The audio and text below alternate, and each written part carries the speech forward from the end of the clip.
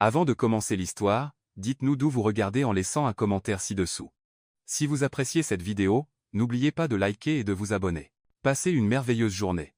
Profitez de l'histoire, tout le monde. Le réalisateur cria si fort dans l'oreillette que l'équipe de production faillit arracher ses casques. Les coulisses de Prime Cuisine s'étaient transformées en champ de bataille. Le chef le plus apprécié de la saison venait de s'évanouir subitement et était déjà en route pour l'hôpital. Le problème ? L'émission allait commencer. Et maintenant, ils avaient un concurrent en moins. La coordinatrice, les mains tremblantes de papier, laissa échapper un cri étouffé. Mon Dieu, et maintenant ? Qui va le remplacer ? Nous n'avons pas le temps de trouver un autre chef. C'est à cet instant précis qu'une voix ferme et inattendue résonna depuis le bout du couloir. Je peux le faire. Tout le monde se retourna en même temps. Elle était là, Sofia Alvarez, la plongeuse du restaurant partenaire de la compétition. Toi ? Tu viens du ménage, non ? Balbutia un des assistants de production. Plongeuse ? Oui, mais je sais aussi cuisiner, répondit Sofia, tenant bon. S'il n'y a personne d'autre, je peux le faire. J'ai juste besoin d'une chance. La coordinatrice laissa échapper un rire nerveux. Une plongeuse ? Tu plaisantes, j'espère. En coulisses, certains concurrents échangèrent des regards et ricanèrent doucement. L'un d'eux, visiblement agacé par la situation, lança avec mépris. Qu'est-ce qu'elle va préparer ? Une purée d'éponge savonneuse ? Mais Sofia ne se laissa pas démonter. Laissez-moi essayer. J'ai 4 minutes, non ? J'ai juste besoin d'ingrédients de base. Je ferai ce que je sais faire. Si ça ne va pas, vous me couperez au montage. Pas de drame. C'est du suicide télévisuel, cria le réalisateur. C'est mieux que de passer à l'antenne avec un poste vide, non ? Rétorqua Sofia. Pire qu'un mauvais plat, c'est une émission vide. La coordinatrice regarda l'horloge du compte à rebours. 26 secondes. Elle regarda le réalisateur, puis l'animateur, puis l'équipe désespérée. Il n'y avait plus de temps. Si c'est un désastre, la faute te reviendra, avertit-elle en pointant un doigt. J'ai l'habitude des éclaboussures, répondit Sofia avec un sourire sarcastique. Le réalisateur, à court d'options, fit un geste d'approbation. Mettez-la en place. Habillez-la. Maquillez-la maintenant. Sofia fut tirée par 2 assistants comme une fusée. Ils jetèrent un nouveau tablier par-dessus l'ancien, accrochèrent un micro à sa ceinture et vaporisèrent du fixateur sur son visage sans même demander. Elle fut poussée sur scène, son cœur battant plus fort que la musique du générique de l'émission. Depuis la loge des juges, Ethan Caldwell observait attentivement. Milliardaire et propriétaire de la plus grande chaîne de restaurants d'Austin, il était le juge le plus redouté de la compétition et aussi le plus mystérieux. Alors que tout le monde murmurait sur la honte de mettre une plongeuse sur scène, il restait silencieux, les yeux fixés sur Sofia avec un léger sourire aux lèvres. L'animateur, nerveux et confus, saisit le micro. Mesdames et messieurs, nous sommes en direct à l'échelle nationale pour la 3e saison de Prime Cuisine, en direct d'Austin. Le public applaudit. Ce soir, nous aurons des plats incroyables, des défis excitants et une surprise de dernière minute. Il baissa les yeux sur la carte qu'il tenait, puis regarda Sofia, qui glissa une mèche de cheveux derrière son oreille, essayant de paraître calme. Et notre dernier concurrent est. Il déglutit difficilement, une plongeuse. Le public laissa échapper une vague de murmures. Les caméras zoomèrent sur Sofia. Son sourire était calme, mais ses yeux savaient exactement ce qu'ils faisaient. Le chef Lucas Bennett, l'un des concurrents et également propriétaire d'un restaurant prestigieux, éclata de rire en secouant la tête avec dédain. Ça va être amusant. Et tandis que le public jugeait Sofia du regard, elle marcha vers la cuisine improvisée sur scène comme si elle entrait dans son propre destin. Concurrent, vous avez exactement 45 minutes pour préparer un plat traditionnel américain, annonça l'animateur, levant la main de manière théâtrale. Le chronomètre démarre maintenant. Un bruit assourdissant emplit le studio. Casserole qui s'entrechoque, couteau qui tranche, four qui s'allume. Les chefs professionnels se précipitèrent comme des athlètes olympiques vers leur poste haut de gamme débordant d'ingrédients coûteux, homards frais, truffes, caviar, morceaux de viande de première qualité. Sofia resta immobile pendant 2 secondes, observant le chaos autour d'elle. Et, la plongeuse, cria le chef Lucas, tenant un homard géant dans ses mains. Tu vas rester planté là comme une statue ? Sofia sourit et lui fit un signe de la main comme si elle saluait un voisin amical. Je regarde juste où vous n'allez pas, répondit-elle, marchant calmement dans la direction opposée. Alors que tous les autres se battaient pour les ingrédients les plus fins, Sofia se dirigea directement vers le stock de base. Là, elle trouva tout ce que personne ne voulait. Des pommes de terre ordinaires, des oignons, de l'ail, des herbes simples, des œufs ordinaires. Elle choisit exactement 4 pommes de terre moyennes et les glissa dans son tablier comme si c'était des trésors. 4 pommes de terre ? Rit l'un des concurrents. Tu vas faire quoi ? De la purée de cafétéria ? Non, répondit Sofia sans même le regarder. Je vais faire quelque chose que tu n'as jamais vu. La caméra la plus proche zooma sur son visage. Sofia fit un clin d'œil avec l'aisance de quelqu'un qui venait de partager une blague complice. En coulisses, la coordinatrice de production se rongeait les ongles. Elle va vraiment faire ça avec des pommes de terre? Mon Dieu, ça va devenir un mème d'ici demain. Ce sera un désastre. Calme-toi, dit le réalisateur, les yeux rivés sur le moniteur. Laisse-la travailler. Parfois, l'inattendu fait une bonne télévision. Dans la cuisine, Sofia avait transformé son poste en une routine gracieuse. Elle éplucha les pommes de terre avec des mouvements précis, les trancha finement comme du papier, les assaisonna avec du sel de mer et des herbes que personne n'avait même remarquées. Le chef Lucas, qui préparait un homard sophistiqué au champagne, passa près de son poste. « Waouh! Quelle odeur intéressante, dit-il moqueusement. C'est de l'ail doré où tu as brûlé quelque chose? Sofia ne s'arrêta pas de travailler. C'est l'odeur du succès qui arrive, chérie. Tu dois le sentir pour la première fois. Quelques assistants de production qui entendirent tentèrent d'étouffer leur rire. Lucas devint rouge et retourna à son comptoir, marmonnant quelque chose à propos des gens sans manière. Le temps passait, et le contraste était frappant. Alors que les autres chefs empilaient des ingrédients coûteux et des techniques compliquées, Sofia faisait quelque chose de complètement différent. Elle travaillait calmement, souriant comme si elle cuisinait à la maison pour sa famille. Elle coupa les pommes de terre en différentes formes, les arrangea en une sorte d'éventail doré, les assaisonna avec des herbes fraîches et dressa le plat comme une œuvre d'art. Simple, mais visuellement époustouflant. 10 minutes, cria l'animateur. La panique s'installa chez certains concurrents. L'un d'eux était clairement nerveux, laissant tomber des ingrédients. Un autre murmurait des recettes à voix basse comme s'il récitait une prière. Sofia restait calme, ajustant les derniers détails de son plat. « Comment peux-tu être si calme ?» demanda le concurrent à côté d'elle, suant nerveusement. « Parce que je sais que j'ai fait de mon mieux, » répondit Sofia, essuyant ses mains sur son tablier. « Et aussi, parce que les pommes de terre ne m'ont jamais trahi. » La femme rit nerveusement. « Tu es vraiment différente, hein? Je suis juste moi, et être que tu devrais être toi aussi au lieu d'essayer de ressembler à tout le monde, temps écoulé. » cria l'animateur. Tout le monde s'arrêta immédiatement. Certains chefs tentèrent encore des retouches de dernière seconde, mais les assistants collectaient déjà les assiettes. Sofia recula et regarda sa création. 4 pommes de terre transformées en quelque chose qui semblait appartenir à un restaurant 5 étoiles, tout en portant l'âme de la cuisine maison. « On dirait que notre surprise est terminée, » dit le chef Lucas, regardant l'assiette de Sofia avec dédain. « Eh bien, au moins c'est créatif. »« Merci, » répondit Sofia, faisant une révérence exagérée. « Venant de toi, c'est presque un compliment. » Les juges commencèrent à goûter les plats. Ethan Caldwell restait silencieux, observant chaque mouvement, chaque expression des autres. Le premier plat goûté fut le homard au champagne et écume d'herbe de Lucas. Les juges approuvèrent poliment. « Technique irréprochable, présentation élégante », commenta le juge principal. Lucas sourit fièrement, et lança un regard en coin à Sofia. Ensuite, ils goûtèrent les autres plats. Des commentaires polis, quelques critiques constructives, rien qui ne retint particulièrement l'attention jusqu'à ce qu'ils arrivent à l'assiette de Sofia. Le premier juge prit une fourchette, coupa un morceau de pomme de terre dorée et prit une bouchée.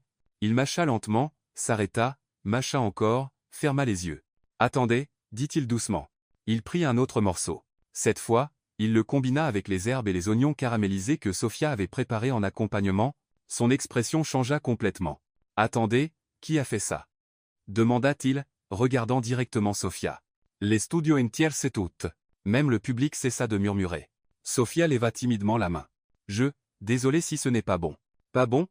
dit le juge, toujours en mâchant. « C'est extraordinaire. » Le deuxième juge, curieux, goûta à son tour.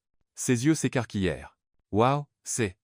Comment as-tu obtenu cette saveur ?» demanda-t-elle. « Ce ne sont que des pommes de terre, » répondit Sofia en haussant les épaules. « De bonnes pommes de terre, bien assaisonnées avec soin. » Ethan Caldwell, qui était resté silencieux jusque-là, demanda à goûter. Il coupa un généreux morceau, le sentit d'abord, puis prit une bouchée.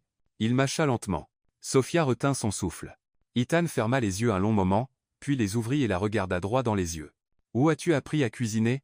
demanda-t-il, sa voix trahissant une surprise sincère. « De ma mère, » répondit Sofia.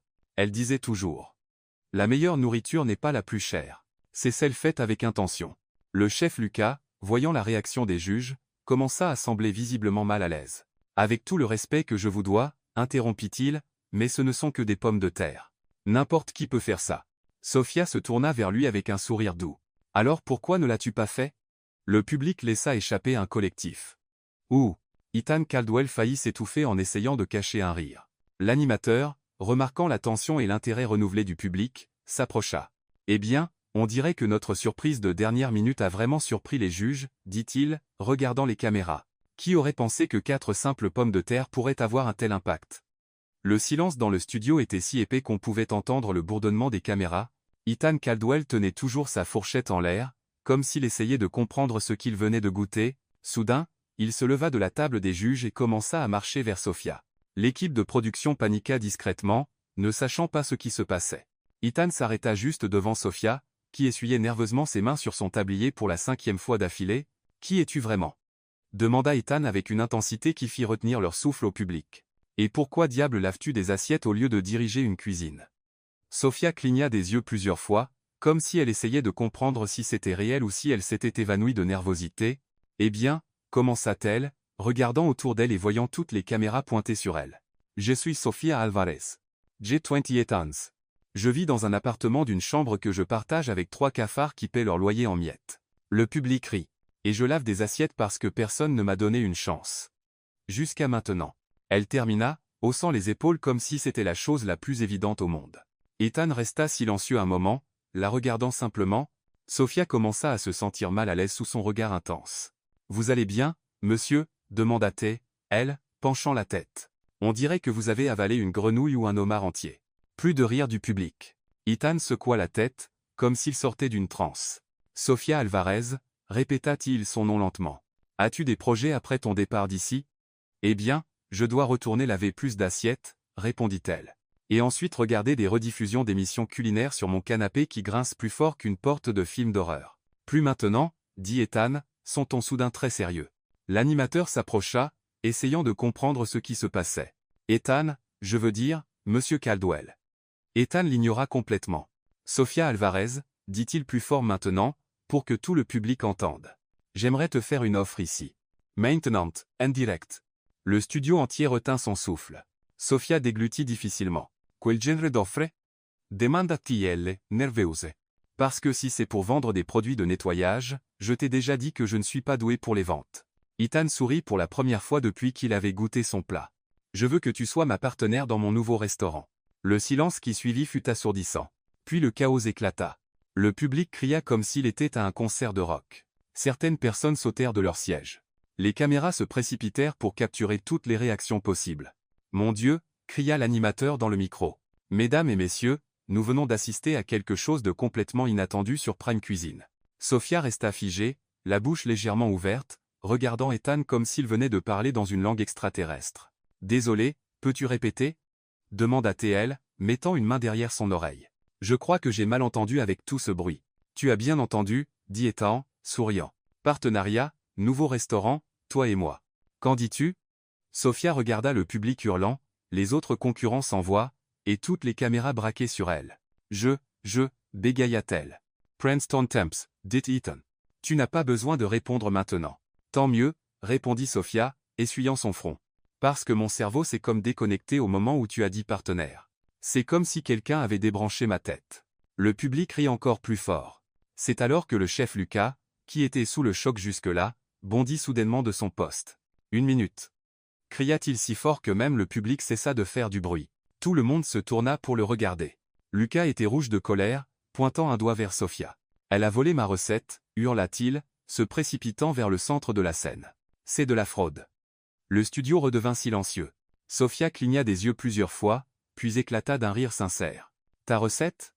demanda-t-elle, pointant les 4 pommes de terre sur l'assiette. « Tu as une recette déposée pour éplucher des pommes de terre ?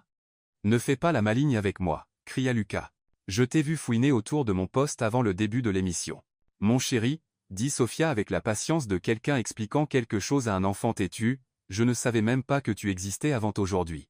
Et d'ailleurs, si tu as une recette secrète pour les pommes de terre, peut-être devrais-tu la partager avec le monde.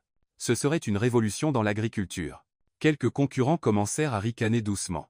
Lucas devint encore plus furieux. « Tu te moques de moi. »« Je n'ai rien à faire, » répondit Sophia, croisant les bras. « Tu fais un excellent travail tout seul. » Le public éclata de rire et d'applaudissements. L'animateur tenta de reprendre le contrôle de la situation. « Eh bien, mesdames et messieurs, il semble que notre soirée soit pleine de surprises. » « Des surprises ?» Interrompit Lucas. C'est un scandale, une fraude. Il n'y a aucune chance qu'elle ait fait ça avec des ingrédients simples. Pourquoi pas? Demanda Sophia, sincèrement curieuse. Tu penses qu'une bonne pomme de terre ne fonctionne que si elle coûte 50 $? Ethan, qui avait observé toute la dispute en silence, s'approcha de Lucas. Chef Lucas, dit-il, sa voix calme et ferme. Avez-vous des preuves de ce que vous accusez? Lucas hésita un moment. Eh bien, c'est évident. Personne ne cuisine comme ça à son premier essai. Oh, je vois, dit Sophia, secouant la tête. Donc, si je cuisine bien, c'est parce que j'ai triché. Si j'avais mal cuisiné, ce serait parce que je ne suis qu'une plongeuse. Logique intéressante. J'ai dû rater ce cours à l'école. Le public applaudit encore plus fort. Ethan regarda Lucas avec une expression qui ne cachait pas sa déception. Je pense que vous devriez vous calmer, dit-il. Je ne vais pas me calmer, cria Lucas. C'est injuste. Elle ne mérite pas d'être ici. Sophia soupira et regarda directement les caméras. Mesdames et messieurs à la maison, dit-elle, faisant un signe de la main, regardez bien. C'est le moment où l'on découvre qui a de la classe et qui a, eh bien, ce que Lucas a.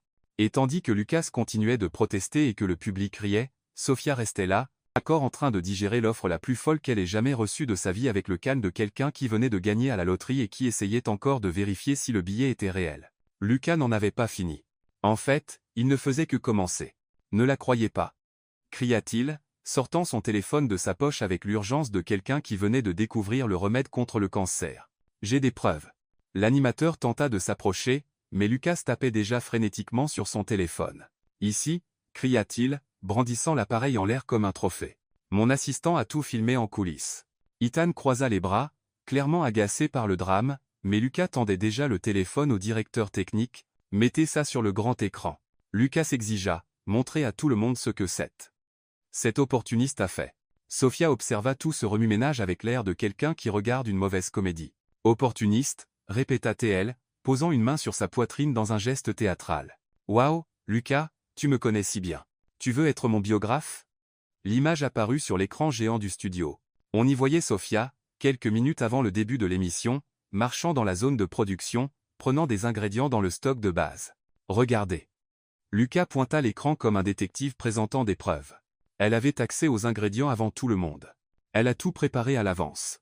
Le public murmura, certains visiblement confus. Sophia regarda l'image d'elle-même à l'écran, puis Lucas, puis de nouveau l'écran. Laisse-moi comprendre, dit-elle, se grattant le menton d'un air pensif. Tu m'accuses d'avoir pris des pommes de terre dans la réserve?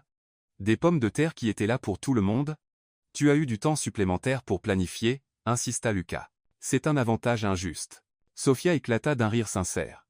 Lucas, mon chéri, tu as vu ce que j'ai pris, non? 4 pommes de terre et quelques assaisonnements de base. Si c'est de la planification stratégique, alors chaque ménagère est un génie militaire. Certaines personnes dans le public rirent, mais d'autres semblaient prendre l'accusation au sérieux. Et autre chose, continua Sophia, s'échauffant. Si j'avais eu tout ce temps pour planifier, tu penses vraiment que j'aurais choisi des pommes de terre? Genre, si j'allais tricher, je n'aurais pas au moins pris une crevette? Quelque chose d'un peu plus chic? Ethan observait tout en silence, son expression s'assombrissant. Lucas, réalisant qu'il perdait du terrain, passa à une attaque personnelle. Tout le monde peut voir qu'elle n'a aucune expérience professionnelle, cria-t-il. Une plongeuse ne fait pas ce genre de plat. C'est impossible. Impossible? Répéta Sophia, un sourcil levé. Lucas, tu viens de dire que j'ai volé ta recette de pommes de terre. Maintenant, tu dis que je ne sais pas cuisiner. Peux-tu choisir une accusation et t'y tenir? Tu me rends confuse. Le public rit, mais certains juges semblaient réellement considérer les paroles de Lucas. Devrions-nous examiner cela plus attentivement, murmura l'un des juges. Sophia sentit l'ambiance changer. Ce qui avait commencé comme un moment triomphal prenait une tournure très différente. Tout le monde, dit-elle, essayant de garder un ton léger, je sais que c'est difficile à croire. J'essaie encore de comprendre comment je suis arrivé si loin moi-même, mais je jure sur la mémoire de ma mère que je n'ai rien fait de mal. N'importe qui peut dire ça, marmonna Lucas. Vrai, acquiesça Sophie. N'importe qui peut dire n'importe quoi, comme toi qui dis que tu as du talent pour cuisiner. L'animateur, voyant la situation lui échapper, décida d'intervenir. Eh bien, mesdames et messieurs, je pense que nous allons devoir enquêter sur ces allégations avant de... Pas besoin d'enquêter sur quoi que ce soit, interrompit Ethan, prenant enfin la parole, sa voix trancha l'air comme une lame. Je l'ai observée depuis qu'elle est montée sur scène. J'ai vu chaque mouvement, et je peux vous assurer qu'il n'y avait rien de mal. Lucas se tourna vers Ethan, les yeux flamboyants. Vous la défendez parce que vous avez fait cette proposition ridicule devant tout le monde. Maintenant, vous ne pouvez plus faire marche arrière. Ethan fit un pas vers Lucas. Et tout le monde pouvait sentir la tension. Faites attention à la manière dont vous me parlez, dit Ethan avec un calme dangereux. Mais le mal était fait. Le doute avait été semé. Les téléphones portables dans le public commencèrent à enregistrer. Les gens chuchotaient entre eux, et Sophia pouvait sentir le poids des regards accusateurs. D'accord, dit-elle, levant les mains. Je crois que je vais y aller. Clairement, ma présence ici cause plus de confusion que de joie. Sophia, attends, appela Ethan. Non, vraiment, ça va, répondit-elle, déjà en train de dénouer son tablier. C'était amusant tant que ça a duré. Merci pour l'expérience. Et juste comme ça, Sofia Alvarez quitta la scène, laissant derrière elle un studio en tumulte et un millionnaire qui, pour la première fois depuis des années, ne savait pas exactement quoi faire. Le lendemain, Sofia était de retour à sa place habituelle, l'évier du restaurant Bellini, lavant des assiettes comme si rien ne s'était passé, sauf que tout s'était passé, son téléphone n'arrêtait pas de sonner. Reporter, curieux, gens offrant des contrats farfelus. Elle l'éteignit et le rangea dans le placard. Au moins, les assiettes ne me jugent pas, murmura-t-elle pour elle-même, frottant une poêle particulièrement sale. Elle était si concentrée sur son travail qu'elle ne remarqua pas quand quelqu'un entra dans la cuisine. « Excusez-moi » dit une voix familière. Sofia se retourna et faillit laisser tomber la poêle par terre. Là, au milieu de la petite cuisine de Bellini, se tenait Ethan Caldwell en personne, portant un costume qui coûtait probablement plus que son salaire annuel. « Que fais-tu ici » demanda Sofia, jetant un coup d'œil autour d'elle pour voir si quelqu'un d'autre avait remarqué sa présence. « Je suis venu te parler » répondit Ethan simplement. « Si c'est pour t'excuser du fiasco d'hier, ne te fatigue pas. J'ai déjà tourné la page. Je veux dire, ça fait presque 24 heures, pratiquement une éternité, dit-elle, retournant à sa poêle en la frottant avec plus de force que nécessaire.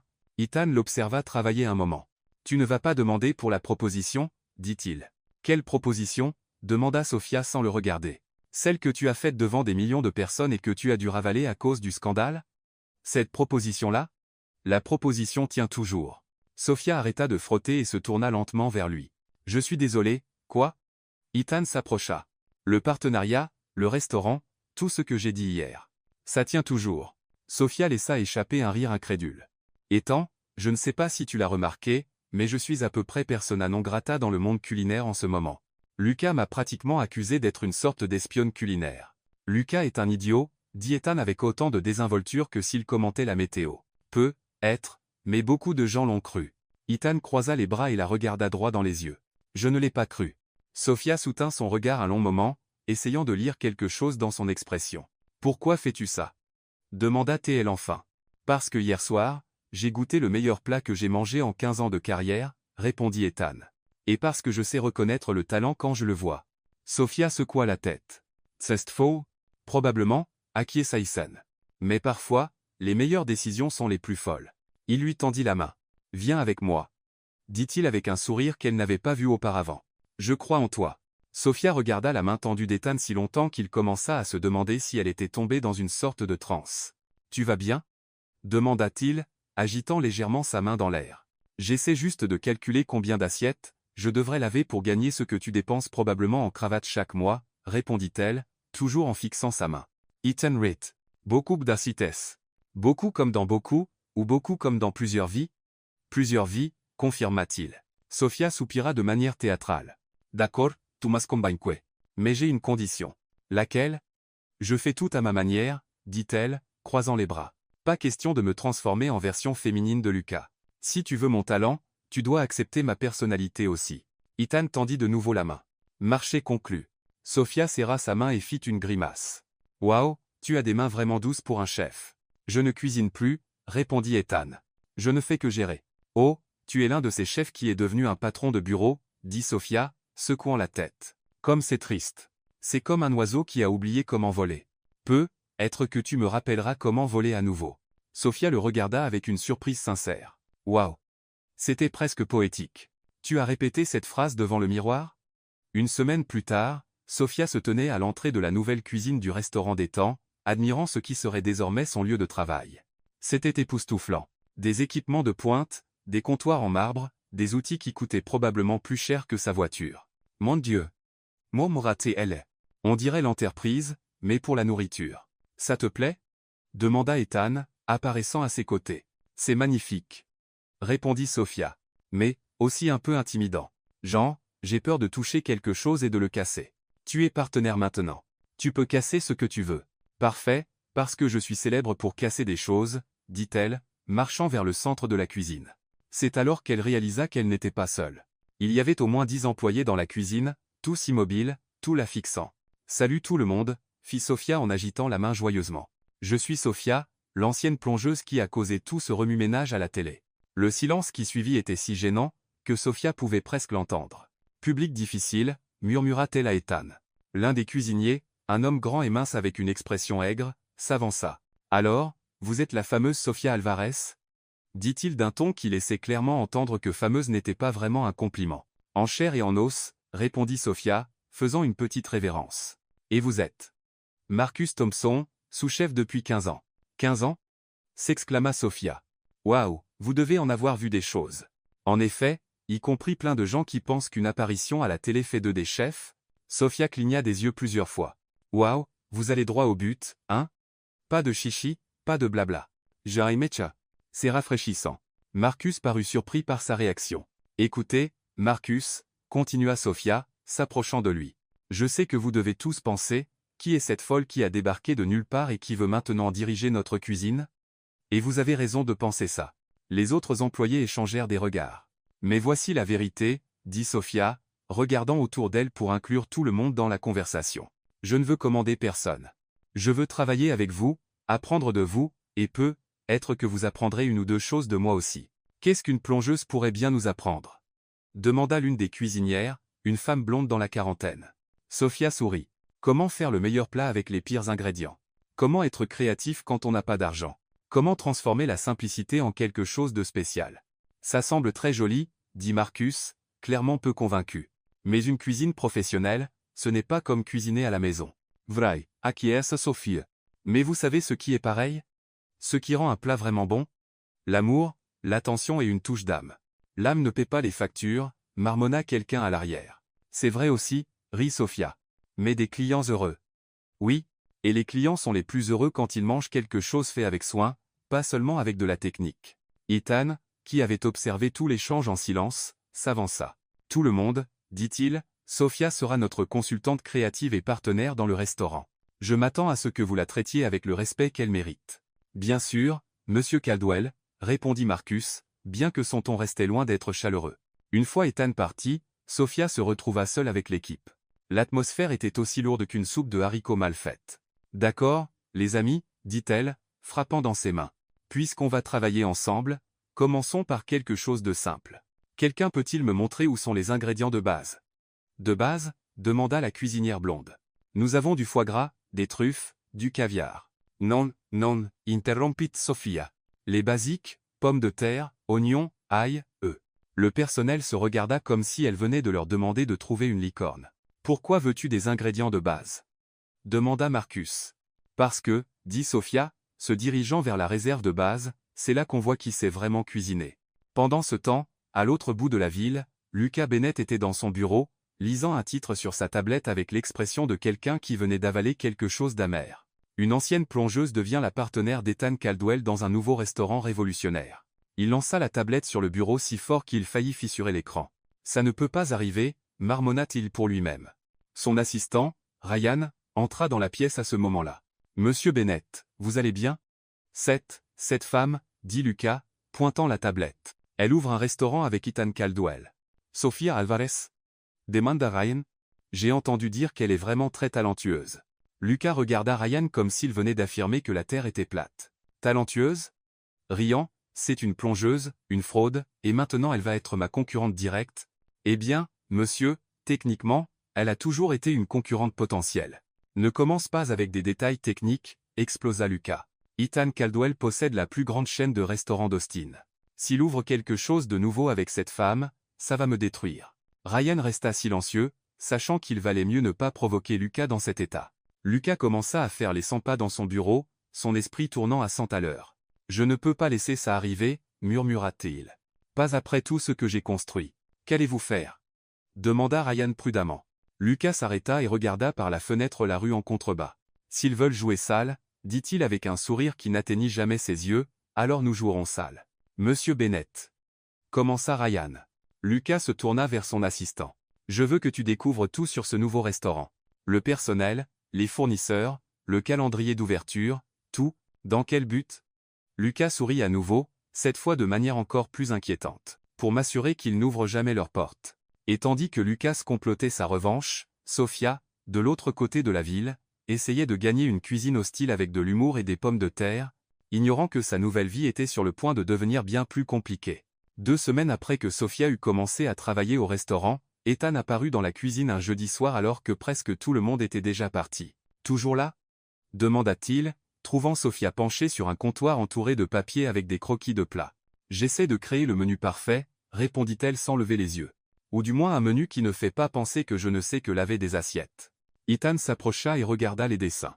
C'étaient des plats simples mais créatifs qui transformaient des ingrédients ordinaires en quelque chose de spécial. « Ça a l'air génial, » dit-il. « Menteur, » répondit Sofia, mais elle sourit. « Tu es juste gentil parce que je suis ta partenaire et que tu as peur que je perde les pédales. »« Peut être, » admit Ethan. « Mais c'est vraiment très bon. » Sofia le regarda enfin. « Tu as l'air fatigué.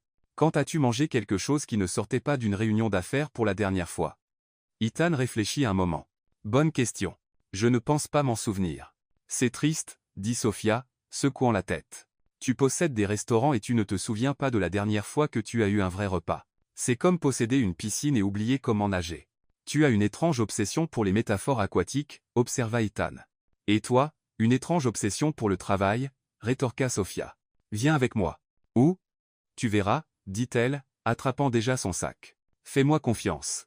Une demi-heure plus tard, ils étaient au marché nocturne du centre-ville d'Austin, un endroit où Ethan n'avait probablement jamais mis les pieds auparavant. Qu'est-ce que c'est?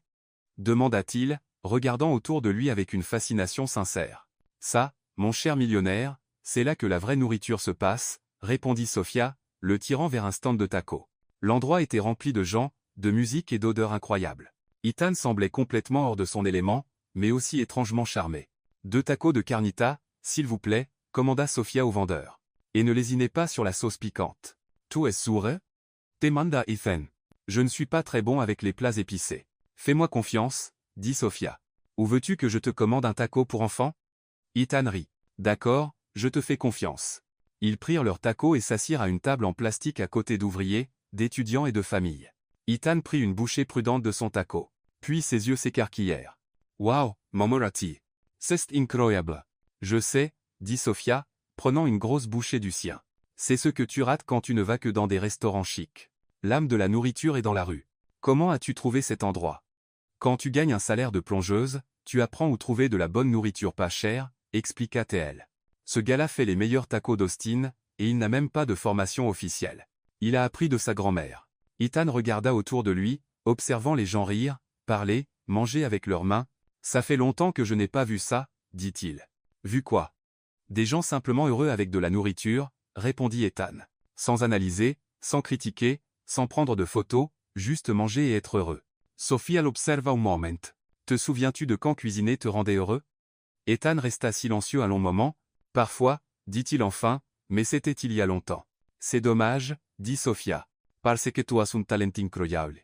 J'ai vu tes anciennes recettes en ligne. Elles étaient brillantes. Tu as fait des recherches sur moi? Sofia rougit légèrement. Juste un peu, peut, être quelques heures. Ou peut, être toute la nuit, admit-elle. Mais c'était pour des raisons professionnelles. Je voulais comprendre avec qui je travaillais. Ethan saw it. Et qu'as-tu découvert? Que tu étais un chef brillant qui, un jour, a simplement arrêté de cuisiner pour devenir un homme d'affaires, dit Sofia. Et que tu as un très beau sourire quand tu n'es pas. Monsieur le directeur sérieux. Ils se regardèrent un moment. La musique du marché continuait de jouer en fond. Les gens passaient en discutant, mais on aurait dit qu'ils étaient dans une bulle. Sophie, combien ça est? Oui? Il se pencha plus près d'elle à la petite table en plastique. Je voulais te dire que. Soudain, un flash les aveugla. Puis un autre et encore un autre. Yelai. Cria quelqu'un. Ethan Caldwell en rendez-vous romantique avec l'ex-plongeuse. Ethan s'éloigna de Sophia si vite qu'il faillit renverser sa chaise. Non, murmura-t-il. Non, non, non. Encore plus de flash. Encore plus de photographes s'apparaissant de nulle part. Comment nous avez-vous trouvés? Demanda Ethan, clairement frustré. Monsieur Caldwell, cria un reporter. Est-il vrai que mademoiselle Alvarez vous a séduit pour obtenir le partenariat? Quelle question stupide, dit Sofia, se levant. Bien sûr que je l'ai fait. Mon plan était exactement celui-là. Travailler comme plongeuse pendant des années, attendre qu'un millionnaire se pointe. Je ferais quelques tacos, et il tomberait désespérément amoureux de moi. Brillant, non? Sofia, ne leur réponds pas, dit Ethan, saisissant son bras. Mademoiselle Alvarez, cria un autre reporter. Est-il vrai que M. Caldwell a été pressé par sa famille de ne pas s'impliquer avec quelqu'un d'une classe sociale inférieure? Ethan s'arrêta de marcher. Écoutez bien, dit-il, sa voix tranchant l'air comme un couteau. Quiconque publiera quoi que ce soit à ce sujet aura des nouvelles de mon avocat. Je ne plaisante pas. Il parvint à quitter le marché, mais l'ambiance était complètement gâchée. Dans la voiture, le silence était assourdissant. Ethan, commença Sophie. Je suis désolé, dit-il, sans la regarder. Je ne savais pas qu'il nous suivait. Ce n'est pas grave. Ce n'était pas ta faute. Si, ça l'était, interrompit Ethan. J'aurais dû le savoir. Ça arrive toujours quand je sors en public. Sophia l'observa conduire, sa mâchoire crispée, ses jointures blanches sur le volant. Regrettes-tu de m'avoir emmené là? Bah? Demanda-t-elle doucement. Ethan ne répondit pas tout de suite. Non, dit-il enfin. Mais, peut-être devrions-nous garder notre relation professionnelle. Sophia eut l'impression d'avoir reçu un coup dans l'estomac. Oh, fut tout ce qu'elle put dire. Le lendemain, la photo était partout dans les tabloïds. Le titre principal disait « Un millionnaire séduit, une ex-plongeuse conquiert le mania des restaurants lors d'un rendez-vous intime ». Sophia lut l'article le cœur lourd. Selon le reportage, elle était une opportuniste qui avait utilisé ses charmes féminins pour manipuler Ethan et obtenir un poste qu'elle ne méritait pas. Quand elle arriva au restaurant, tout le monde la regarda bizarrement. « As-tu vu les nouvelles » demanda Marcus avec un sourire mesquin. « Oui » répondit Sophia, essayant de rester composée. « Stratégie de carrière intéressante, commenta-t-elle. Marcus, dit Sophia, se tournant vers lui. As-tu déjà pensé que juste les choses ne sont pas exactement comme les journaux le disent? Bien sûr que non, répondit-il. Les journaux n'exagèrent jamais rien. Sophia prit une profonde inspiration. Elle était déterminée à ne pas laisser cela affecter son travail. Mais quand Ethan apparut dans la cuisine une heure plus tard, faisant semblant qu'elle n'existait pas, son cœur se brisa un peu plus. De l'autre côté de la ville, Ethan était dans son bureau, discutant avec son conseiller en presse, Nathan Lee. L'article était mauvais, disait Nathan. Mais ça passe. Ça passe toujours. Je sais, répondit Ethan, mais il semblait distant. Tu as bien fait de garder tes distances avec elle, continua Nathan. Les relations avec les employés deviennent toujours compliquées. Ce n'est pas juste une employée, dit Ethan. C'est une partenaire. Même ainsi, dit Nathan. Ethan les coupa. Je ne me suis pas éloigné parce que j'ai peur de la presse. Non? Ethan regarda par la fenêtre vers le restaurant. Je me suis éloigné parce que... Il hésita, parce que je commence à tenir à elle. Vraiment tenir. Et ça me fait plus peur que n'importe quel article de journal. Nathan resta silencieux un moment. Est-ce une bonne ou une mauvaise chose? Je ne sais pas encore, répondit Ethan. Je sais juste que je ne peux pas laisser mes sentiments interférer avec son travail. Elle mérite de réussir par ses propres mérites. Et pendant qu'Ethan luttait avec ses sentiments, Sophia, dans la cuisine, essayait de faire comme si son cœur ne se brisait pas un peu plus chaque fois qu'il l'ignorait. Une semaine après l'incident au marché nocturne, le grand jour arriva enfin. L'ouverture préalable du restaurant, Roots, que Sophia avait insisté pour nommer ainsi, car, comme elle le disait, c'est de là que vient la bonne nourriture. L'événement était bondé. Critiques gastronomiques, influenceurs, personnalités importantes d'Austin, et même quelques curieux qui avaient réussi à obtenir des invitations. Sophia était nerveuse mais essayait de le cacher avec son humour habituel. D'accord, tout le monde, dit-elle au personnel de cuisine.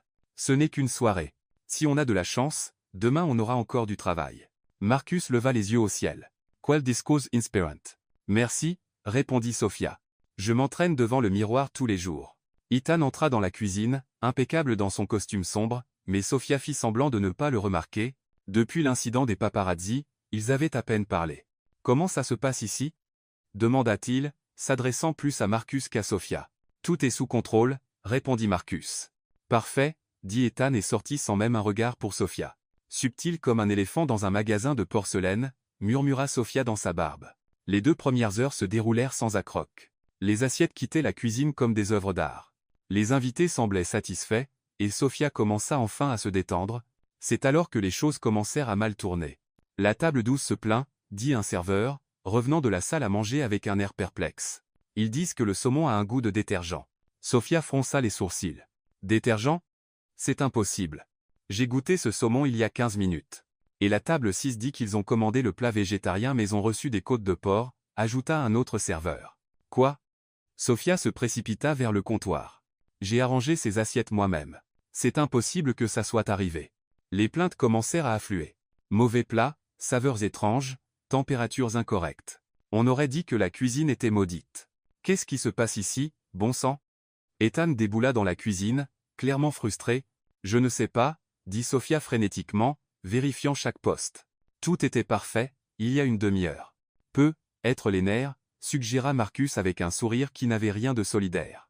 Ça arrive aux cuisiniers inexpérimentés. Sophia le fusilla du regard. Marcus, je suis être beaucoup de choses, mais inexpérimenté sous pression, ça non. As-tu déjà lavé des assiettes un vendredi soir? C'est comme une guerre culinaire. Elle commença à enquêter systématiquement. D'abord, elle vérifia les assaisonnements. Quelqu'un avait échangé le sel contre du sucre dans plusieurs recettes. Ce n'était pas un accident, murmura-t-elle. Qu'est-ce que tu veux dire? Demanda Ethan. Regardez-ça. Sophia montra les contenants. Quelqu'un a délibérément échangé les ingrédients. Et regardez ici. Elle prit quelques commandes. Celle-ci disait saumon grillé, mais quelqu'un l'a changé pour saumon à la sauce blanche. C'est pourquoi le goût est bizarre. Ethan regarda autour de la cuisine, son expression sombre. Qui ferait ça? Quelqu'un qui veut nous voir échouer, répondit Sophia. Elle décida d'enquêter seule.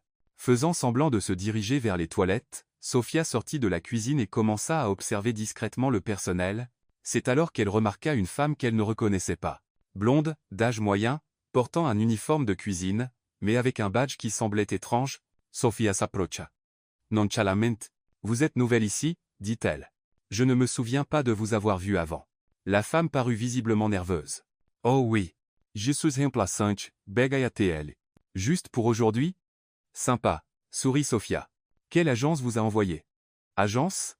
La femme hésita. De Smith et Associés. Sophia hocha la tête mais nota mentalement qu'aucune agence de ce nom n'existait à Austin. Et à quel poste travaillez-vous? Préparation des salades, répondit la femme mais regarda du mauvais côté de la cuisine. Intéressant, dit Sophia. Parce que le poste des salades est de l'autre côté. La femme devint pâle. Je dois aller aux toilettes, dit-elle et s'enfuit. Sophia n'hésita pas. Elle la suivit à distance raisonnable. L'étrangère n'alla pas aux toilettes. Au lieu de cela, elle sortit par la porte arrière du restaurant et commença à marcher rapidement dans la rue. Où vas-tu si vite? Murmura Sophia, continuant de la suivre. La femme tourna à un coin et s'arrêta à côté d'une voiture noire. Sophia se cacha derrière une benne à ordures pour observer, et c'est alors qu'elle vit qui était dans la voiture. Lucas Bennett. Tu l'as fait? Entendit Sophia Lucas demander. Oui, répondit la femme. J'ai échangé tout ce que vous m'avez dit. Sel contre sucre, commande mélangée, quelques gouttes de détergent dans les sauces. Parfait, dit Lucas. Emma, tu as fait un excellent travail. Sophia sentit la colère monter comme de la lave d'un volcan.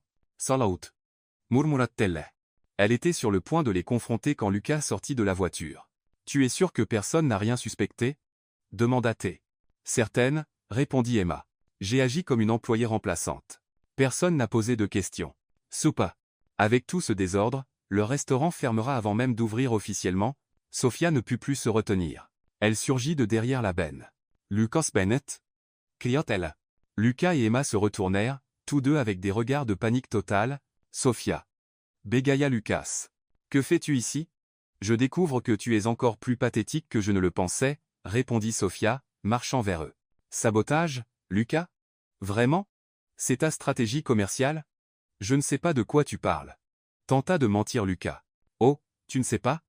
Sophia pointa Emma. Donc, ton assistante faisait juste du tourisme culinaire dans notre cuisine. Quelle coïncidence intéressante. Emma tenta de courir vers la voiture, mais Sophia bloqua le passage. Pas si vite, ma chère, dit Sophia. Toi et moi devons parler. Emma, va-t'en, ordonna Lucas. Personne ne va nulle part. Déclara Sophia. Vous venez tous les deux avec moi au restaurant pour expliquer à tout le monde ce que vous avez fait. Lucas rit avec dédain. Et pourquoi ferions-nous ça? Sophia sortit son téléphone de sa poche. Parce que j'ai tout enregistré, dit-elle, souriant. Toute votre petite conversation sur le sel contre le sucre et le détergent dans les sauces. Très sympa pour un post sur les réseaux sociaux, tu ne trouves pas? L'expression de Lucas changea complètement. Tu n'oserais pas, dit-il. Sophia sourit avec une satisfaction pure. Tu ne connais clairement pas très bien. Sophia brandit le téléphone comme une arme. Alors, Lucas, que choisis-tu? Tu viens avec moi et tu expliques ton petite opération de sabotage, ou je poste ça tout de suite sur les réseaux sociaux? Lucas regarda le téléphone, puis Emma, qui semblait sérieusement envisager de s'enfuir dans un autre état. Tu bluffes, dit Lucas, bien que sa voix ne semblait pas très convaincue. Veux-tu parier? Répondit Sophia, ouvrant déjà l'application Instagram. Imagine le titre, un chef célèbre sabote son concurrent avec du détergent, ça va devenir viral en 5 minutes. Sophia, attends, dit Lucas, levant la main. Parlons comme des adultes. Des adultes? Sophia éclata de rire. Lucas, tu viens de dire à ton assistante de mettre du détergent dans la nourriture d'innocents. Si c'est un comportement d'adulte, je préférais rester une enfant pour toujours. Emma tenta une nouvelle fois de se faufiler vers la voiture, mais Sophia l'intercepta. Oh non, ma chère, dit Sophia. Tu fais partie intégrante de cette histoire. Comment t'a-t-il convaincu? Il t'a payé plus, ou tu aimes juste empoisonner les gens? Je n'ai fait que suivre ses ordres, bégaya Emma. Bien sûr que tu l'as fait, dit Sophia. Parce que suivre les ordres est toujours une bonne excuse, non? Ça a super bien marché pendant la Seconde Guerre mondiale. Lucas devint rouge de rage. N'y compare pas ça. À quoi? Culpa Sophia. Au sabotage? Parce que c'est exactement ce que tu as fait, Lucas. Tu as saboté un événement avec 200 personnes parce que tu as peur. D'une ancienne plongeuse. Peur? Explosa Lucas. De toi? Ne me fais pas rire. Tu n'es arrivé là où tu es que parce que tu es jolie et grande gueule. Ethan n'a fait cette offre que parce que tu l'as séduit. Sophia resta silencieuse un moment. Quand elle parla enfin, sa voix était dangereusement calme. Oh, je vois. Dit-elle. Donc, je n'ai aucun talent du tout. Jace. Exactement, gréa Lucas. Tu es une fraude, une imposteur qui a utilisé ses charmes féminins pour duper un homme riche. Sophia hocha lentement la tête. Théorie intéressante, dit-elle. Et si on la mettait à l'épreuve? Que veux-tu dire? Sophia s'approcha de Lucas, une étincelle dangereuse dans les yeux. Un duel culinaire, dit-elle. Toi et moi, en direct à la télévision. Pas de charme féminin, pas de séduction, juste du pur talent. Lucas rit avec dédain. Tu es folle? Pourquoi ferais-je ça? Parce que tu as tellement peur de perdre que tu dois saboter la concurrence, répondit Sophia. Ou parce que, au fond, tout au fond, tu sais que je suis meilleur que toi. Alors accepte le défi, dit Sophia. À moins que tu n'aies peur de te faire battre par une jolie grande gueule. Lucas était furieux. D'accord, cria-t-il. J'accepte. Mais quand je gagnerai, tu fermeras ton pathétique restaurant et tu disparaîtras d'Austin. Et quand je gagnerai, dit Sophia, souriant, tu fermeras ton restaurant et tu disparaîtras du monde culinaire pour toujours. Ils se regardèrent comme deux duellistes dans l'Ouest sauvage. Marché conclu, dit Lucas. Sophia acquiesce. C'est alors qu'Ethan arriva en courant au coin de la rue. Sophia, cria-t-il. Où étais-tu? Tout le restaurant te cherche. Il s'arrêta quand il vit Lucas et Emma. Qu'est-ce qui se passe ici? Demanda-t-il. Pas grand-chose, répondit Sophia nonchalamment. J'ai juste découvert qui sabotait notre cuisine et je l'ai défié dans un duel culinaire qui décidera de l'avenir de nos restaurants. Ethan cligna des yeux plusieurs fois. Pardon, quoi? C'est exactement ce que tu as entendu, dit Lucas. Ta partenaire m'a défié dans un duel culinaire en direct. Le perdant ferme son restaurant. Ethan regarda Sophia comme si elle venait de déclarer qu'elle voulait voyager sur Mars. Sophia, as-tu perdu la tête? Peut-être, répondit-elle. Mais je suis fatigué que les gens pensent que je ne suis arrivé ici que grâce à mon apparence. Il est temps de prouver que j'ai du fond. Et si tu perds? Je ne perdrai pas, dit Sophia avec une confiance qu'elle ne savait même pas qu'elle avait. Ethan resta silencieux un long moment, digérant la situation. Tu sais quoi? Dit-il enfin. C'est une idée brillante. Lucas et Sophia le regardèrent, surpris. Que veux-tu dire? Demandèrent-ils tous les deux en même temps. Du pur marketing, expliqua Ethan, les yeux brillants. Un duel culinaire en direct entre vous deux. Après tout ce scandale médiatique, ce sera l'événement culinaire de l'année. Sophia sourit. Tu soutiendras ça? Non seulement je vais le soutenir, je vais en faire le plus grand événement culinaire qu'Austin ait jamais vu, dit Ethan. Lucas, es-tu prêt pour ça? Lucas hésita un moment, se demandant probablement s'il s'était embarqué dans quelque chose de plus grand qu'il ne l'imaginait. Bien sûr que je le suis, dit-il, essayant de paraître confiant. Parfait, dit Ethan. Je vais appeler les producteurs de Prime Cuisine demain. Que diriez-vous de dans 2 semaines? 2 semaines?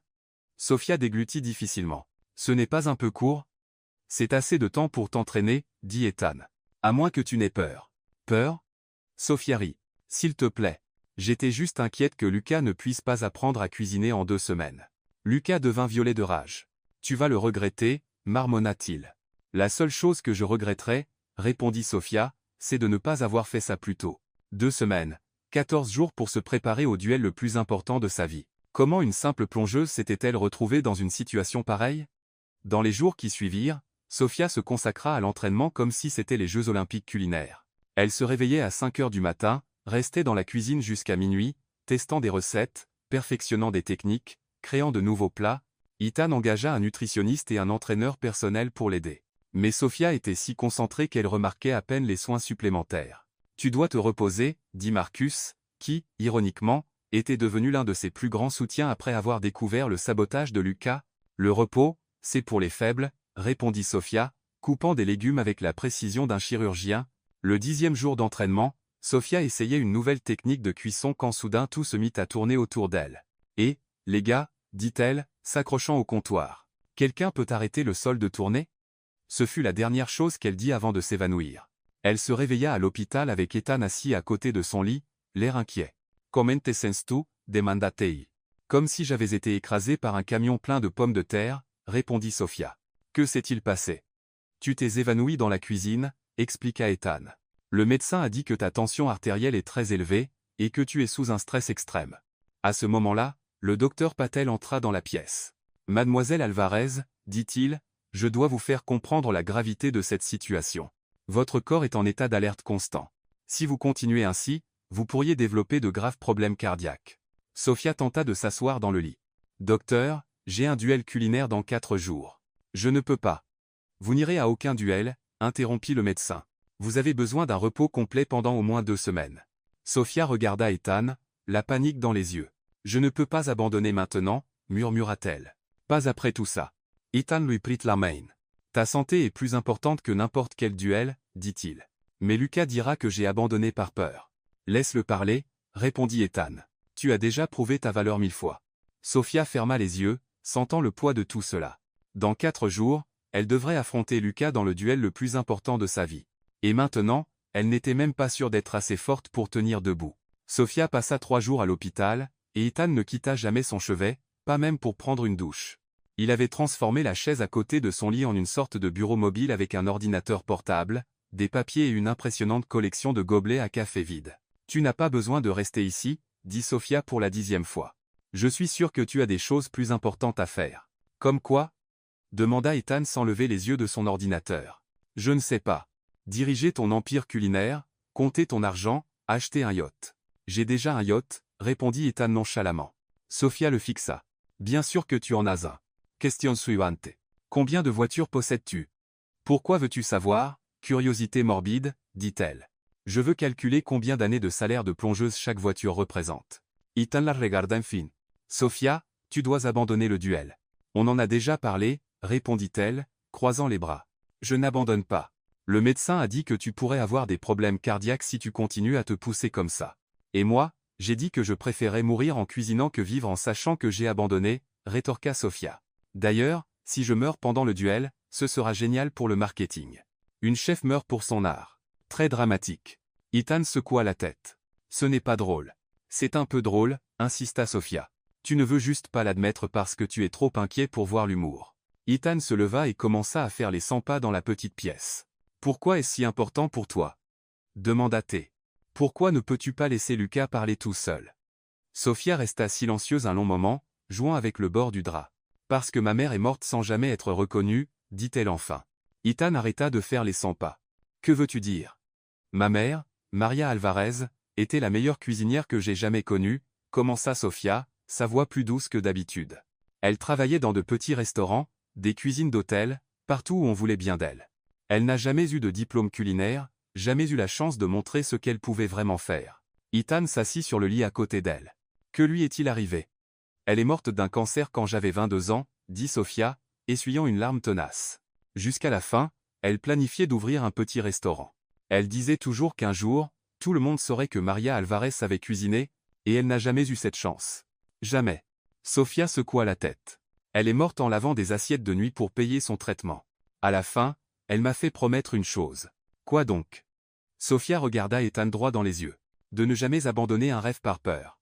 Que si j'avais un jour une chance de montrer mon talent, je ne reculerai pas. Ethan comprit. C'est pourquoi tu ne peux pas abandonner le duel. Exactement. Dit Sophia. Ce n'est pas juste pour moi. C'est pour tous ceux comme ma mère. Des gens talentueux qui n'ont jamais l'opportunité. Si j'abandonne maintenant, j'abandonne aussi sur elle. Ethan resta silencieux un moment. Ta mère serait fière, dit-il enfin. Tu crois? J'en suis sûr, répondit Ethan. Elle a élevé une fille qui ne recule devant rien. C'est un don rare. Sophia sourit pour la première fois depuis des jours. Et toi? Demanda-t-elle. Pourquoi as-tu arrêté de cuisiner? Ethan se raidit. C'est une longue histoire. Je suis à l'hôpital, dit Sophia. Je n'ai littéralement rien de mieux à faire qu'écouter de longues histoires. Ethan soupira et s'adossa à sa chaise. J'avais un restaurant à New York, commença-t-il. Petit, mais il grandissait. C'était mon rêve depuis que j'étais enfant. Que s'est-il passé? Un client a eu une grave réaction allergique à l'un de mes plats, dit Ethan, sa voix lourde de culpabilité. Il a fini à l'hôpital. Il a failli mourir. Sophia grimace. Waouh! Mais c'était un accident, non? Bien sûr que c'en était un, répondit Ethan.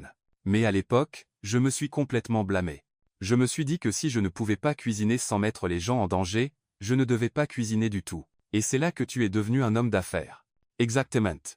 Plus sûr de gérer des restaurants que d'y cuisiner, dit Ethan. Du moins, c'est ce que je me suis dit. Sophia l'étudia un moment. Tu sais que c'est absurde, non? Que veux-tu dire? Les accidents arrivent, dit Sophia. Penses-tu que tous les chefs du monde ont arrêté la première fois que quelqu'un s'est étouffé avec quelque chose? Ce n'est pas la même chose. Si, c'est pareil, coupa Sophia. Tu as eu peur et tu as utilisé ça comme excuse pour arrêter de faire ce que tu aimais. Ethan parut offensé.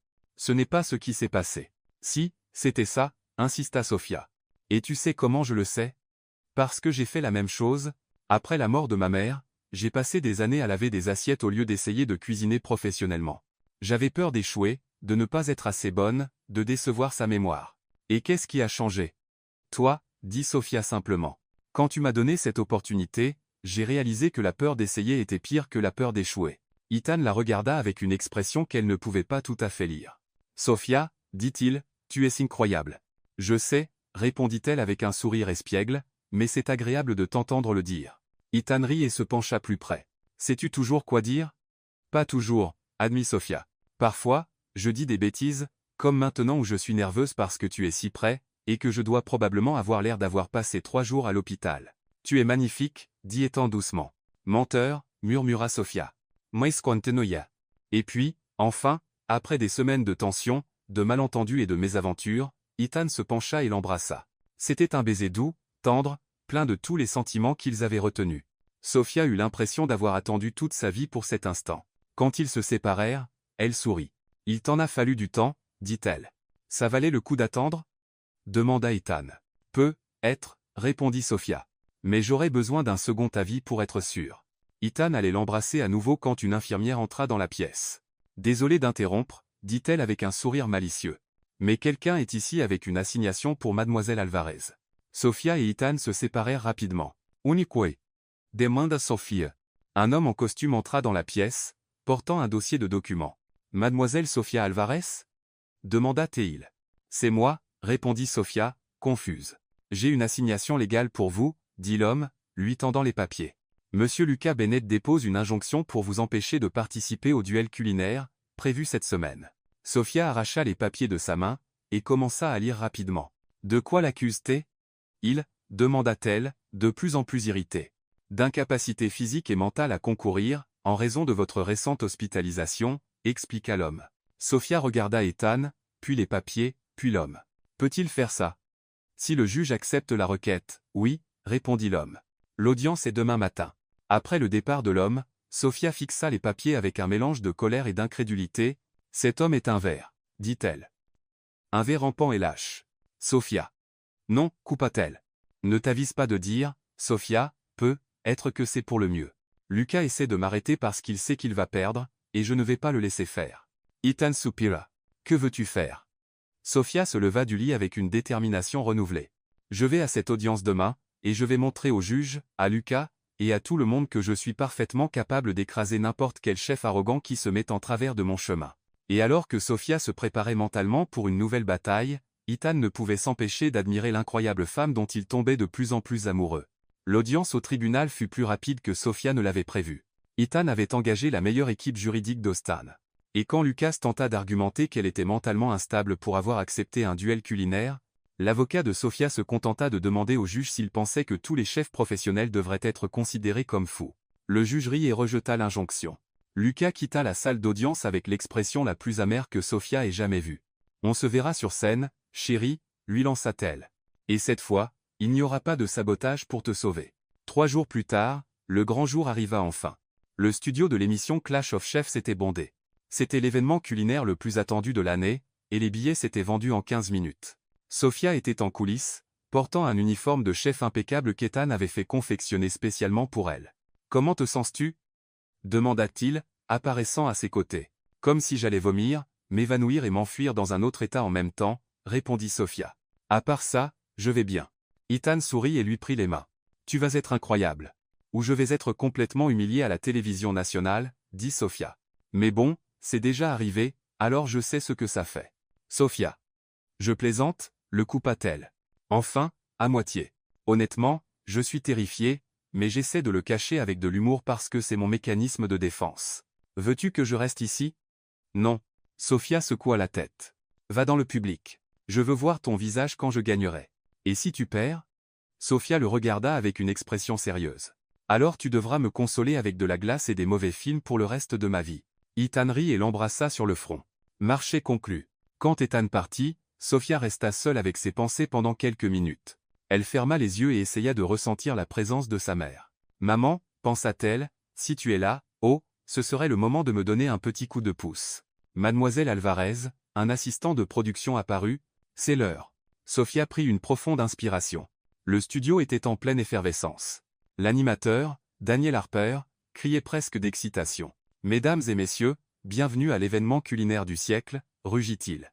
À droite, nous avons Lucas Bennett, chef renommé, propriétaire de 3 restaurants étoilés Michelin, et vainqueur de 5 compétitions nationales. Les supporters de Lucas applaudirent bruyamment. Il salua avec son arrogance habituelle, visiblement confiant. Et à gauche, continua l'animateur, nous avons Sofia Alvarez, l'ancienne plongeuse qui a conquis le monde avec 4 pommes de terre et beaucoup de talent. Les supporters de Sofia applaudirent encore plus fort. Elle fit un signe timide de la main, encore en train de réaliser que la moitié du studio était de son côté. Les règles sont simples, annonça Daniel. 90 minutes, pour préparer un plat qui représente votre essence en tant que chef. Les juges décideront du vainqueur, et le perdant, eh bien, vous savez ce qui se passe. Sofia regarda Lucas de l'autre côté de la scène. Il arborait cet air sérieux et concentré qu'il avait probablement répété devant un miroir. Concurrent, vous avez accès aux meilleurs ingrédients du monde, poursuivit l'animateur. Et maintenant, que le duel commence. Le chronomètre démarra, et Lucas se précipita directement sur les ingrédients les plus coûteux, caviar, truffes, foie gras, morceaux de viande de première qualité. Sofia resta immobile un instant, observant. Puis elle marcha calmement vers la section des ingrédients de base. « Qu'est-ce qu'elle fait » murmura l'un des commentateurs. « Elle va encore prendre des pommes de terre » Sofia choisit des ingrédients simples, poulet, pommes de terre, oignons, ail, herbes fraîches, des choses que sa mère aurait utilisées. Sofia Alvarez reste clairement fidèle à la stratégie qui l'a rendue célèbre, commenta un autre juge. Mais est-ce que ça fonctionnera contre un chef comme Lucas Bennett? Pendant que Lucas mettait en place une opération complexe avec des techniques moléculaires et des présentations élaborées, Sofia commença quelque chose de complètement différent. Elle préparait un polo de la Abuela, le poulet de grand-mère, la recette spéciale de sa mère, mais ce n'était pas n'importe quel poulet. Sofia avait perfectionné la recette au fil des années, ajoutant des techniques apprises en travaillant dans des restaurants tout en gardant l'âme de la cuisine maison. Choix intéressant de Sofia, commenta le juge-chef. Elle fait quelque chose qui semble simple, mais regardez la technique. Ce n'est pas de la nourriture d'amateur. Pendant que Lucas courait dans tous les sens, visiblement stressé par sa création complexe, Sofia travaillait avec un calme presque zen. Elle assaisonna le poulet avec un mélange d'épices qu'elle créa sur le moment, fit dorer les pommes de terre avec une méthode qui les rendait croustillantes à l'extérieur et crémeuses à l'intérieur. Plus que 30 minutes, cria l'animateur. Lucas transpirait. Son poste ressemblait à un champ de bataille avec des casseroles et des ingrédients éparpillés partout. Sofia dressait son plat avec la précision d'un artiste. 15 minutes. Lucas cria quelque chose à propos d'une réduction qui n'était pas prête et recommença une partie du plat. Sofia ajoutait les touches finales. Une pincée d'herbes fraîches, un filet d'huile d'olive spéciale, une touche de quelque chose que personne ne pouvait identifier. Temps écoulé. Lucas regarda son plat avec panique. Il n'avait clairement pas fini tout ce qu'il voulait. Sophia recula et sourit. Son plat était parfait. Commençons par Lucas Bennett, annonça l'animateur. Lucas présenta une création impressionnante. Homard avec écume de champagne, caviar et réduction de vin de Porto, servi avec une purée de truffes et une chipe de parmesan affinée 24 mois. Très sophistiqué, commenta l'un des juges après avoir goûté. Techniquement irréprochable, complexe, saveur bien équilibrée. Maintenant, Sofia Alvarez. Sofia prit une profonde inspiration. J'ai préparé un polo de la Habula, dit-elle. Le poulet de grand-mère. C'est la recette de ma mère. Maria Alvarez. Elle a passé toute sa vie à cuisiner avec amour et n'a jamais été reconnue. Aujourd'hui, elle l'est. Elle présenta un plat qui semblait simple mais avait quelque chose de spécial. Le poulet était parfaitement doré, les pommes de terre ressemblaient à de petites œuvres d'art, les légumes colorés disposés comme une peinture. Le premier juge goûta, et s'arrêta de mâcher. Il ferma les yeux. Goûtez encore. C'est, combien ça t'est. C'est extraordinaire. Compléta le deuxième juge. Comment as-tu obtenu cette saveur? C'est le bon mélange de technique et d'amour, répondit Sophia. Le troisième juge goûta et prit immédiatement une autre bouchée. Puis-je, en avoir encore? Demanda-t-il. Le public murmura de surprise. Les trois juges goûtèrent à nouveau le plat de Lucas, puis revinrent à celui de Sophia, et encore à celui de Sophia. Je n'ai jamais, murmura le premier juge. En 20 ans de jugement de compétition, je n'ai jamais goûté quelque chose comme ça. C'est une nourriture qui raconte une histoire, dit le deuxième. Ce n'est pas seulement une saveur, c'est une émotion. Lucas commençait à pâlir. Juge, dit l'animateur. Avez-vous pris une décision? Les trois échangèrent des regards et hochèrent la tête. Oui, dit le juge principal. Le studio devint complètement silencieux. Sophia retint son souffle. Le vainqueur du Clash of Chefs est. Le silence sembla interminable. Sofia Alvarez. Les studios explosent. Les supporters de Sofia applaudirent comme s'il s'agissait de la finale de la Coupe du Monde. Elle resta immobile une seconde, essayant de comprendre ce qui venait de se passer. Elle avait gagné. Vraiment gagné. Le visage de Lucas était plus rouge qu'elle ne l'avait jamais vu, mais il dut lui serrer la main pour les caméras. Félicitations, dit-il à travers ses dents serrées. Merci, répondit Sophia. Ce fut un plaisir de cuisiner contre toi. Et quand elle regarda le public et vit Ethan lui offrir une ovation debout, des larmes dans les yeux et le plus grand sourire qu'elle ait jamais vu, elle sut que ce n'était que le début de sa véritable histoire. Le chaos qui suivit la victoire de Sophia fut comme un ouragan de joie. Les reporters couraient dans tous les sens. Les photographes déclenchaient des flashs sans arrêt, et l'équipe de production essayait désespérément de garder un semblant de contrôle sur la situation. Sophia était encore sur scène, tenant le trophée doré, quand Lucas s'approcha à nouveau. Cette fois, il n'avait pas l'air en colère. En fait, il semblait humain. Sophia, dit-il, tendant la main. Lucas, répondit-elle prudemment. Tu ne vas pas essayer de me poursuivre en justice encore, n'est-ce pas? Il secoua la tête et, pour la première fois depuis qu'ils s'étaient rencontrés, sourit sincèrement. Je veux m'excuser, dit-il. Pour ce que j'ai fait à ton restaurant, pour les accusations, pour tout. Sophia cligna des yeux plusieurs fois, comme si elle voyait un mirage. Désolé, peux-tu répéter? Demanda-t-elle. J'ai cru entendre Lucas Bennett s'excuser, mais, être un problème avec mes oreilles. Lucas rit doucement. Tu as bien entendu. Et je voulais aussi dire que tu es une chef extraordinaire. Une des meilleures que j'ai jamais vues. La mâchoire de Sophia tomba. Ok, maintenant je suis sûr que j'hallucine, dit-elle. Quelqu'un peut vérifier s'ils ont mis quelque chose de bizarre dans l'eau? Je suis sérieux, insista Lucas. Ton plat? Il était incroyable. Ce n'était pas de la chance. Ce n'était pas un hasard. C'était du pur talent. Sophia l'étudia un moment, cherchant à détecter un quelconque sarcasme ou ruse. Tu vas bien? Demanda-t-elle. Tu t'es cogné la tête quand tu as perdu? Sophia, dit Lucas, rien. Peux-tu juste accepter un compliment comme une personne normale? Je ne sais pas, répondit-elle. Je n'ai jamais reçu de compliment de ta part. Je ne connais pas le protocole. Lucas tendit à nouveau la main. Félicitations. Tu mérites chaque seconde de cette victoire. Sophia serra sa main, encore un peu méfiante. Merci. Et Lucas, la prochaine fois que tu veux concourir avec moi, que dirais-tu de le faire sans sabotage? Ce sera plus amusant. Marché conclu, dit-il, et pour la première fois, Sophia le crut. Après le départ de Lucas, Sophia fut entourée de journalistes, mais son attention était fixée sur une seule personne dans le public. Ethan essayait de la rejoindre, se frayant un chemin à travers la foule. Quand il y parvint enfin, il la souleva du sol et la fit tournoyer dans les airs. « Tu l'as fait » cria-t-il. « Je savais que tu y arriverais. Pose-moi, fou furieux, rit Sophia. Tu vas nous faire tomber. » Ethan la reposa, mais ne la lâcha pas. « Je suis tellement fier de toi, dit-il. Merci, répondit Sophia, encore en train de tout assimiler. Merci d'avoir cru en moi quand je ne croyais même pas en moi-même. Toujours, dit Ethan. Sophia, dit-il soudainement. Oui? J'ai besoin de te dire quelque chose d'important. Quoi? Sophia prit une profonde inspiration. Je ne veux plus être ta partenaire. Ethan parut confus. Que veux-tu dire? À cause de ce qui s'est passé, Sophia? Si c'est à propos des journaux, ce n'est pas ça, le coupa-t-elle. C'est parce que j'ai réalisé ce que je veux vraiment être. Et c'est quoi? Sophia sourit. Je veux être chef. Une vraie chef. Je veux être dans la cuisine, créer des plats, cuisiner pour les gens. Je ne veux pas m'asseoir dans des réunions à parler de marge bénéficiaire et de stratégie marketing. Ethan la regarda un moment. Tu es sûr? Absolument, répondit Sophia. Les partenariats, c'est pour des gens comme toi qui savent gérer les chiffres et les tableurs. Moi, je veux juste cuisiner. C'est ce qui me rend heureuse. Ethan resta silencieux si longtemps que Sophia commença à se sentir nerveuse. Es-tu fâché? Demanda-t-elle. Fâché? Ethan éclata de rire. Sophia, tu viens de me donner la réponse parfaite. Que veux-tu dire? C'est alors qu'Ethan fit quelque chose de complètement inattendu. Il s'agenouilla là, au milieu de la scène, devant des centaines de personnes et des caméras de télévision. Ethan, qu'est-ce que tu fais? Demanda Sophia, mortifiée. Lève-toi. Tout le monde regarde. Qu'il regarde, dit Ethan, souriant. Sophia Alvarez, veux-tu être ma chef?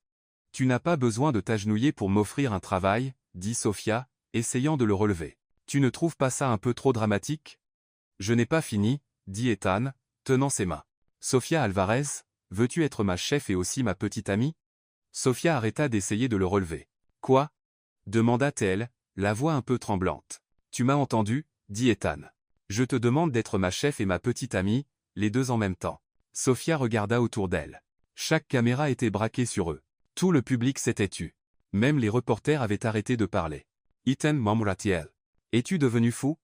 Tu me demandes de sortir avec toi à la télévision nationale? Oui, répondit-il calmement. Pourquoi? Parce que je suis amoureux de toi, dit Ethan, comme si c'était la chose la plus évidente au monde. Et parce que je suis fatigué de prétendre que je ne le suis pas. Sophia sentit ses jambes faiblir. Tu es quoi? Amoureux, répéta Ethan. Amoureux? Veux-tu que je l'écrive? Ne sois pas sarcastique avec moi quand je suis en état de choc, protesta Sophia. Alors, quelle est la réponse? Demanda Ethan. Sophia le regarda, agenouillée par terre avec ce sourire qui faisait battre son cœur plus vite. À quelle question? Demanda-t-elle. Tu en as posé deux. Aux deux. Sophia resta silencieuse pendant ce qui sembla une éternité. Es-tu sûre? Demanda-t-elle enfin. Parce que je dois te prévenir, je suis têtu. Je parle trop. Je fais des blagues au mauvais moment. Et mon idée de vêtements chic, c'est un tablier propre. Parfait, dit Ethan. Et je peux être un peu dramatique parfois.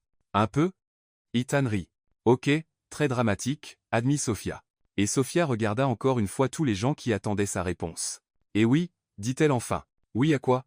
À tout, répondit Sophia, le relevant. À être ta chef, ta petite amie, et à toutes les autres folies que tu inventeras. Ethan se leva et l'embrassa là, devant tout le monde. Le public explosa en applaudissements et acclamations. Les caméras capturèrent tout, et Sophia, au milieu de tout ce chaos, réalisa qu'elle était enfin exactement là où elle voulait être. Quand ils se séparèrent, elle regarda Ethan avec un sourire espiègle. Mais juste pour être clair, dit-elle, si tu penses que tu vas me donner des ordres dans la cuisine juste parce qu'on sort ensemble, tu te trompes lourdement. Je n'y songerai même pas. Répondit Ethan. Bin, dit Sophia. Parce que c'est moi qui dirige la cuisine. Tu peux gérer le reste, mais la cuisine est à moi. Marché conclu.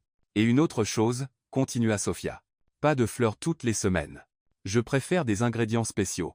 Notez. Et si tu essaies de m'impressionner avec des restaurants chics, je te traînerai dehors pour des tacos de rue. J'y compte bien, dit Ethan, riant. Et alors que le studio continuait de célébrer autour d'eux, Sophia réalisa qu'elle avait trouvé non seulement l'amour de sa vie, mais aussi sa véritable place dans le monde. 6 mois après le duel qui avait changé sa vie, Sophia était dans la cuisine de Tater Treats, le nom qu'elle avait insisté pour donner au restaurant, malgré les protestations d'Ethan sur le marketing sophistiqué, quand il apparut avec une étrange expression sur le visage. Sophia, dit-il, et si on sortait aujourd'hui? Sortir? Demanda-t-elle sans lever les yeux de la recette qu'elle testait. Ethan. C'est samedi. Le samedi est notre jour le plus chargé. Tu le sais. Marcus peut gérer les choses pendant quelques heures, insista Ethan.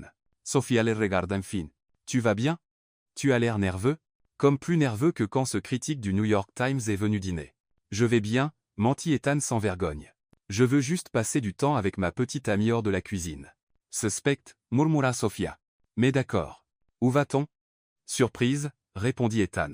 1 heure plus tard, ils étaient à la plage de Lake Travis avec un panier de pique-nique qu'Ethan avait mystérieusement préparé. Ok, à vous, dit Sofia, s'asseyant sur la couverture à carreaux. Tu ne fais pas de pique-nique. Tu sais à peine ce qu'est un pique-nique. La semaine dernière, tu as demandé si un sandwich avait besoin d'une assiette. Peut-être que je deviens plus romantique, répondit Ethan nerveusement. Ou peut-être que tu prépares quelque chose, rétorqua Sofia. Tes yeux font ce truc bizarre. Quel truc bizarre? Ce truc quand tu caches quelque chose, comme quand tu as acheté cette machine à glace à 15 000 $ et essayé de me convaincre qu'elle était juste apparue dans la cuisine. Ethan rit, mais Sofia remarqua qu'il n'arrêtait pas de tripoter sa poche. Ethan, dit-elle soudain. Y a-t-il quelque chose dans ta poche? Non, répondit-il un peu trop vite. Menteur, dit Sofia. Qu'est-ce que c'est? Sofia. Si c'est un autre gadget de cuisine coûteux, je te jure. Ethan s'agenouilla dans le sable. Sofia s'arrêta de parler. Ethan, qu'est-ce que tu fais? Il sortit une petite boîte en velours de sa poche. Sofia Alvarez, dit-il, la voix légèrement tremblante, veux-tu m'épouser? Sofia fixa la boîte comme s'il s'agissait d'un objet extraterrestre. C'est une bague? Demanda-t-elle. C'est une bague, confirma Ethan. Une bague de mariage? Une bague de fiançailles, techniquement. Sofia continua de fixer la boîte. Sofia, demanda Ethan, inquiète. Peux-tu dire quelque chose? Tu me demandes de t'épouser, dit Sofia comme si elle traitait une information très complexe. Sur une plage. Avec un pique-nique. Jesuis? Sofia les regarda enfin. Pourquoi pas dans la cuisine? Demanda-t-elle. J'aurais préféré la cuisine. C'est là qu'on s'est rencontrés. Où tout a commencé. Ethan rit. Parce que tu te serais distraite avec une recette et tu aurais oublié de répondre. Vrai. Admet Sofia. Hier, j'ai oublié que tu me parlais parce que je pensais à une variation de sauce. Alors, demanda Ethan, quelle est la réponse? Sofia le regarda, agenouillée dans le sable, tenant cette petite boîte. Oui, dit-elle. Bien sûr, oui, idiote. Pensais-tu que j'allais dire non? Ethan sourit avec soulagement et glissa la bague à son doigt. Elle était simple et élégante, exactement son style. Elle est parfaite, dit Sofia, l'admirant. Mais juste pour être clair, si tu penses que le mariage va me faire cuisiner moins ou râler moins sur tes idées folles, tu te trompes lourdement? Je n'y songerai même pas, répondit Ethan, l'embrassant. 1 an plus tard, le restaurant Tater Treats figurait parmi les 10 meilleurs d'Austin. Sofia était devenue une petite célébrité, apparaissant dans des émissions culinaires et dans des magazines. Des femmes de tout le pays lui écrivaient, partageant comment son histoire les avait inspirées à poursuivre leurs propres rêves. C'était un jeudi soir, et le restaurant était bondé pour un événement spécial. Sofia servait le plat qui avait changé sa vie, les fameuses 4 pommes de terre. Mesdames et messieurs, dit-elle aux invités, ce plat représente quelque chose de très simple, peu importe d'où vous venez ou quel est votre point de départ. Ce qui compte, c'est ce que vous faites avec ce que vous avez. Le public applaudit, et Sofia sourit, voyant Ethan fier au premier rang. Et maintenant, continua-t-elle, j'ai une annonce à faire. Ethan et moi nous marions ici même, dans le restaurant, la semaine prochaine. La foule éclata en acclamations et applaudissements. 1 semaine plus tard, Tater Treats était décoré de fleurs simples et de lumière dorée. Tout le personnel était là, vêtu de leurs plus beaux uniformes. Marcus, qui était devenu l'un des plus grands soutiens de Sofia, officiait la cérémonie. Apparemment, il avait une licence que personne ne connaissait. Sofia était magnifique dans une robe crème simple, tenant un bouquet fait d'herbes du jardin du restaurant. « Es-tu sûr de vouloir te marier dans la cuisine ?» demanda la maquilleuse. « Absolument, » répondit Sofia. « C'est là que je suis tombée amoureuse de lui. Enfin, techniquement, c'est là qu'il a goûté ma nourriture et est tombé amoureux de moi, mais le résultat est le même. » Quand vint le moment de la cérémonie, Sofia traversa la salle du restaurant jusqu'à la cuisine, où Ethan l'attendait près du four principal. « Joli choix d'endroit, » dit-il, souriant. « Je pensais que tu aimerais, » répondit Sofia. Marcus commença la cérémonie à sa manière. « Nous sommes réunis ici parce que ces deux fous sont tombés amoureux dans une cuisine et ont décidé de rester ensemble pour toujours, » dit-il. « Et en tant que témoin de toute cette romance pleine d'ingrédients et de débats sur les épices, je peux dire qu'ils sont parfaits l'un pour l'autre. » Quand vint le moment des vœux, Sofia parla en premier. « Ethan, dit-elle, tu m'as donné la chance que personne d'autre n'aurait donnée. Tu as cru en moi quand je ne croyais même pas en moi-même.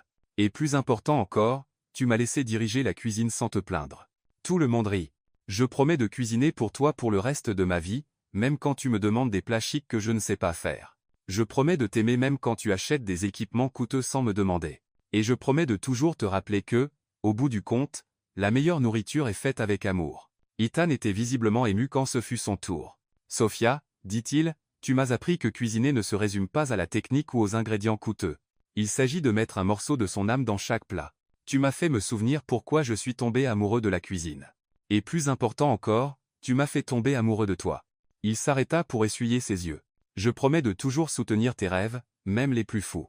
Je promets de ne jamais remettre en question tes recettes, même quand elles impliquent des ingrédients étranges, et je promets de toujours me souvenir que tu es la chef, et que je suis juste le chanceux qui a gagné ton cœur. Les alliances, annonça Marcus. Ils échangèrent de simples anneaux de mariage fabriqués par le même joaillier qui avait conçu la bague de fiançailles.